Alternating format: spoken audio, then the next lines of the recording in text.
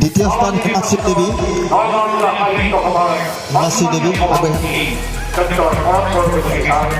হিমাশ্ৰী দেবী আইনুপাতৰ বাইদেৱে বঁটা প্ৰদান কৰিছে। তৃতীয় স্থান ময়ূৰক প্ৰিয়ম পাৰুল আছেনে নাই? উদগনি মেহেক প্ৰিয়া গগৈ চয়নিকা বাইদেৱে বঁটা প্ৰদান কৰিছে। আমি তিনিওকে একেলগে এটা ফটো ল'বলৈ দিছোঁ।